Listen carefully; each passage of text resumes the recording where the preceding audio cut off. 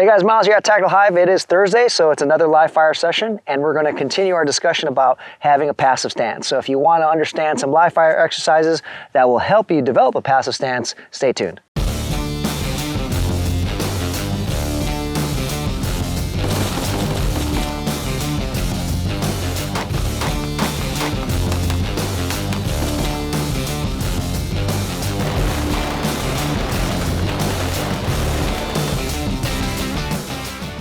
On Monday, we talked about having a passive stance.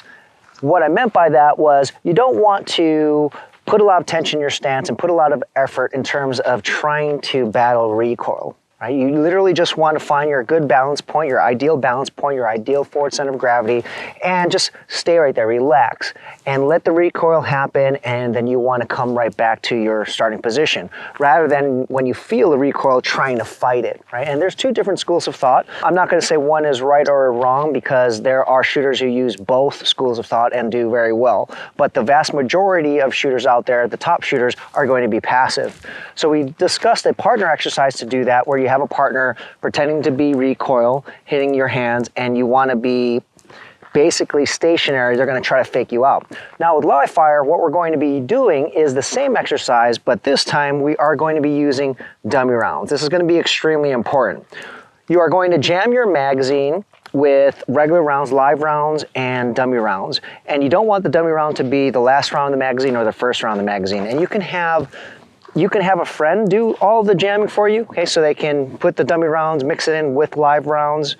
Or if you have lots of mags, just do it randomly and then mix them around and you won't know which mag you're using. The idea is, I'm going to draw my gun right now here, down range. I'm going to actually take out the magazine first so I can explain the drill here. Nothing in the chamber. And what's going to happen is, after you load the mag with dummy rounds, you're going to rack the slide. You're going to be taking, you can just do this strictly from compressed ready. Any compressed ready position you want. You don't have to work the draw. Once again, we want to hyper focus with our lessons here. Okay, so since we are learning to be passive with our stance, we don't have to worry about overwhelming ourselves with drawing and things like that, transitions. Okay, so all we're going to do is from compressed ready, you are going to extend, and you're going to take 2 to 4 shots. Okay, you can dictate what it is, but mix it up. 2 to 4 shots at a pretty rapid pace. And the idea is, we want to be able to shoot our rounds, the live rounds, and then whenever we hit that dummy round, okay, we don't want to see this. Notice you're going to hear a click, and obviously that means I was anticipating, I was trying to push, I wasn't being passive. Ideally, what we want is, if there's live rounds, bang, bang, and once we get to the dummy round, that's all that happens. All I'm trying to do is just move my trigger finger. I'm not trying to move anything else. Okay, I'm not trying to fight it.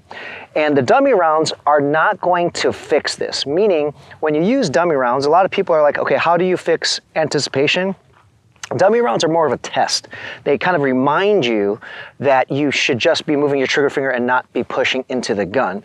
But these are just a test. They don't necessarily fix the problem. It's still mental. It's still something that you have to tell yourself to really just be calm and relaxed and passive. Okay, so what I'm going to do is I'm going to load my magazine, which has maybe 2 or 3 dummy rounds here and live rounds. And I'm going to take 2 to 4 shots, mixing it up. And the idea here is, I just want to be passive. Knowing that there are dummy rounds here, that can remind me that, okay, all I want to do is have good stance, good grip, keep the tension, be consistent, and all I'm moving is just my trigger finger. Okay, so this is how it looks. So for now, I'm going to take 2 shots, and you want your shots to be, they don't have to be blazing speed, but you don't want them to be slow as well. I would say half a second cadence at the max. Okay, not a second cadence, that's too long. I would be like half a second cadence here. So I'm here, and you don't have to even shoot a target at all, because we are just focused on your trigger pull. I'm going to start off with 2 shots here. So everything's okay. All the basics that we've discussed in this series apply. So after you take the shots, you're going to see if you have a good grip. Are your sights aligned? Do you have your trigger prepped? All so on and so forth. And if you're new to this series and things don't make sense, there's a playlist below. So I would recommend watching all the videos, then everything is going to just gel together and make more sense. So now I'm going to shoot 3 shots. And if I run into the dummy round, let's say I have 3 shots, and let's say the first shot is a live shot, Second shot is, I don't know what's coming up, but let's say the first shot is a live shot, the second shot is a dummy round. What you're going to do is a tap rack. Now, this is not something that we've covered in the series yet, okay? So if you don't know what a tap rack is, all you need to do is just rack that dummy round out and then proceed, okay? Then finish off the drill. So the first shot would be live, second shot, it would go click, there's no bang. You're going to rack it out of your gun so that dummy round's out, then finish the drill with that third shot, okay? So anytime you run into a dummy round, either do the tap rack, or if you're a beginner, just get that dummy round out and continue the drill, okay? So now what I'm going to do is I'm going to take 2 shots here, okay? So right there was a click and no bang, okay? Now I'm not doing my tap rack right now because I'm explaining things, we're on camera, but notice I did not dip when that dummy round was actually in the chamber, okay, and I took that shot. If I wasn't talking to you guys, and if I was shooting multiple rounds, as soon as I hear that click and no bang, I'm going to first determine if I dipped. And if I didn't dip, then I would do a tap, rack. See, now the dummy round is out, okay? And then I would get my grip and then re-engage, okay, finish the drill. All right, and even if it was the last shot, I would just do that to get back, get a live round in my chamber. Okay, so now I'm going to do 3 shots here. So tap, rack, whoop. Now notice how I dipped a little bit there, okay? So that third one, there was 2 dummy rounds back to back, okay? And the first one I didn't dip, the third one I actually dipped.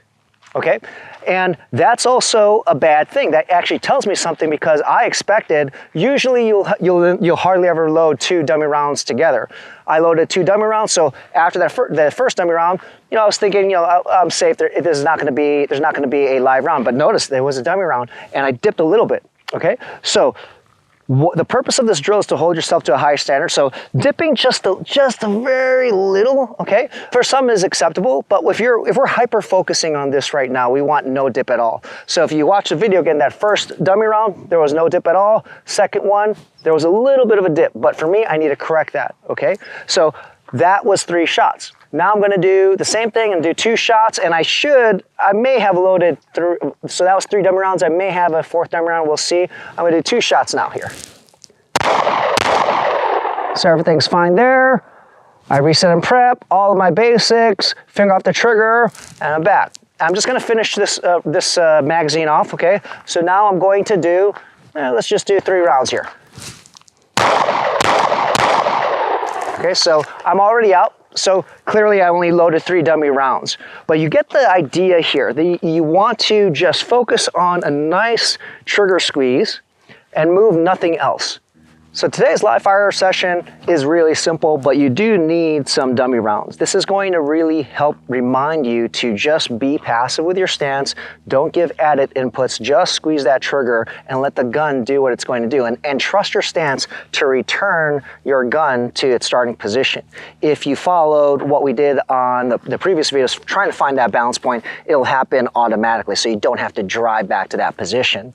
Invest in some dummy rounds are really valuable tools. As you can see for me, that there are times where I'm still anticipating, because it's all mental here. For me, it was knowing that I played a trick on myself, where knowing that first dummy round, okay, I got it, okay, the next one is not going to be a dummy round or a live round, and all of a sudden I fool myself and I actually dip a little bit. So these are going to really make sure that you're focused on just squeezing the trigger and not adding any inputs.